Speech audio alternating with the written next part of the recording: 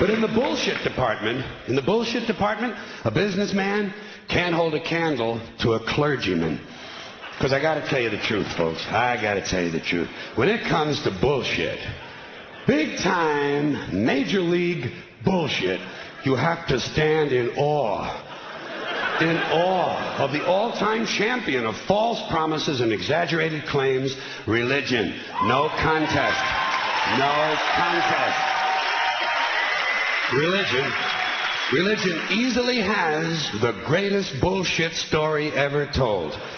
Think about it. Religion has actually convinced people that there's an invisible man living in the sky who watches everything you do every minute of every day.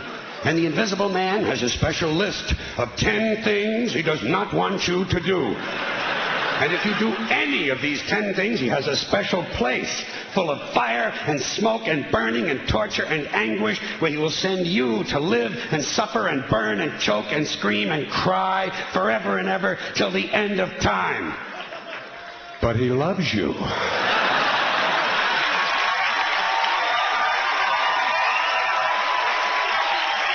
He loves you.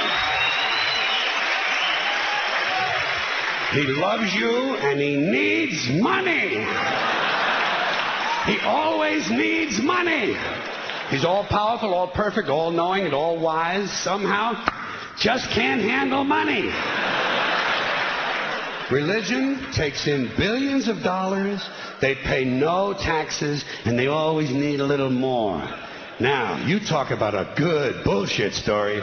Holy shit.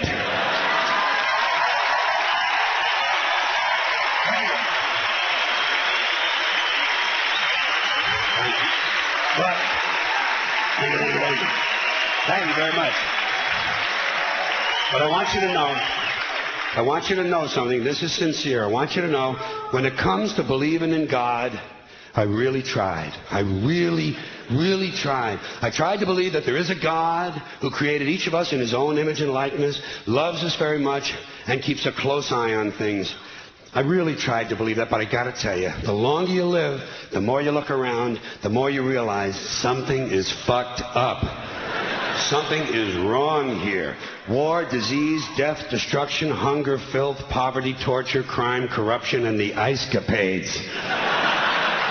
Something is definitely wrong. This is not good work. If this is the best God can do, I am not impressed. Results like these do not belong on the resume of a supreme being. This is the kind of shit you'd expect from an office temp with a bad attitude. And just between you and me, in any decently run universe, this guy would have been out on his all-powerful ass a long time ago. And by the way, I say this guy because I firmly believe, looking at these results, that if there is a God, it has to be a man. No woman could or would ever fuck things up like this.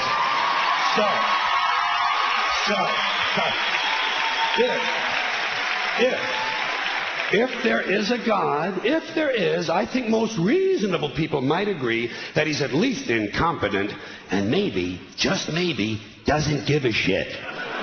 Doesn't give a shit, which I admire in a person and which would explain a lot of these bad results.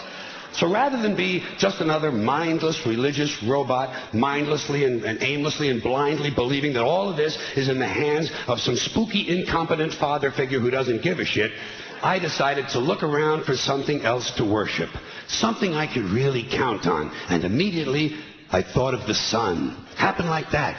Overnight, I became a sun worshiper. Well, not overnight. You can't see the sun at night.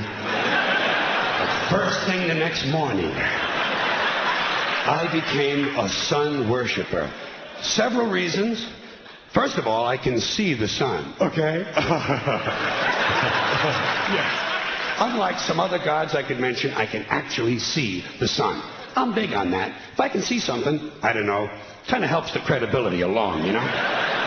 So every day I can see the sun as it gives me everything I need. Heat, light, food, flowers in the park, reflections on the lake, an occasional skin cancer. But hey, at least there are no crucifixions, and we're not setting people on fire simply because they don't agree with us. Sun worship is fairly simple. There's no mystery, no miracles, no pageantry. No one asks for money. There are no songs to learn. And we don't have a special building where we all gather once a week to compare clothing. And the best thing about the sun, it never tells me I'm unworthy. Doesn't tell me I'm a bad person who needs to be saved. Hasn't said an unkind word. Treats me fine. So I worship the sun. But I don't pray to the sun. Know why? I wouldn't presume on our friendship. It's not polite. I've often thought people treat God rather rudely, don't you? Asking trillions and trillions of prayers every day, asking and pleading and begging for favors. Do this, give me that, I need a new car, I want a better job. And most of this praying takes place on Sunday, his day off. It's not nice, and it's no way to treat a friend. But people do pray, and they pray for a lot of different things. You know, your sister needs an operation on her crotch. Your brother was arrested for defecating in a mall. But most of all, you'd really like to fuck that hot little redhead down at the convenience store. You know, the one with the eye patch and the club foot. Huh? Can you pray for that? I think you'd have to. And I say, fine, pray for anything you want. Pray for anything. But what about the divine plan? Remember that? The divine plan. Long time ago, God made a divine plan. Gave it a lot of thought, decided it was a good plan, put it into practice. And for billions and billions of years, the divine plan has been doing just fine. Now you come along and pray for something. Well, suppose the thing you want isn't in God's divine plan. What do you want him to do? Change his plan? Just for you? Doesn't it seem a little arrogant? It's a divine plan. What's the use of being God if every rundown schmuck with a $2 prayer book can come along and fuck up your plan? And here's something else, another problem you might have. Suppose your prayers aren't answered. What do you say? Well, it's God's will. Thy will be done. Fine, but if it's God's will and he's going to do what he wants to anyway, why the fuck bother praying in the first place? Seems like a big waste of time to me. Couldn't you just skip the praying part and go right to his will? It's all very confusing. So to get around a lot of this, I decided to worship the sun. But, as I said, I don't pray to the sun. You know who I pray to? Joe Pesci. Joe Pesci. Joe Pesci. 2 reasons. First of all, I think he's a good actor, okay? To me, that counts. Second, he looks like a guy who can get things done. Joe Pesci doesn't fuck around. Doesn't fuck around. In fact, Joe Pesci came through on a couple of things that God was having trouble with. For years, I asked God to do something about my noisy neighbor with the barking dog.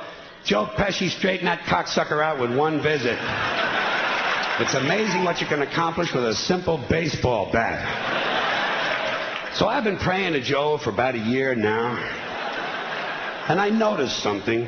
I noticed that all the prayers I used to offer to God and all the prayers I now offer to Joe Pesci are being answered at about the same 50% rate. Half the time I get what I want, half the time I don't. Same as God, 50-50. Same as the 4-leaf clover and the horseshoe, the wishing well and the rabbit's foot. Same as the mojo man. Same as the voodoo lady who tells you your fortune by squeezing the goat's testicles. It's all the same, 50-50. So just pick your superstitions, sit back, make a wish, and enjoy yourself. And for those of you who look to the Bible for moral lessons and literary qualities, I might suggest a couple of other stories for you. You might want to look at the 3 Little Pigs. That's a good one. Has a nice, happy ending. I'm sure you'll like that. Then there's Little Red Riding Hood, although it does have that X-rated part where the big bad wolf actually eats the grandmother, which I didn't care for, by the way. And finally, I've often always drawn a great deal of moral comfort from Humpty Dumpty.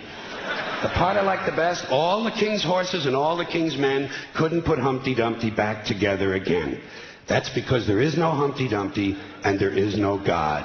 None, not one, no God, never was. In fact, I'm gonna put it this way. If there is a God, may he strike this audience dead.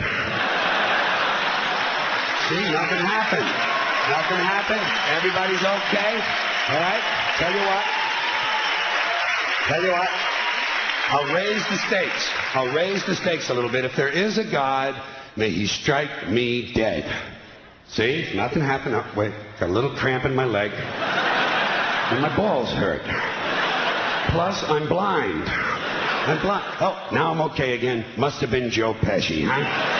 God bless Joe Pesci. Thank you all very much. Joe bless you. Thank you very much. I appreciate it.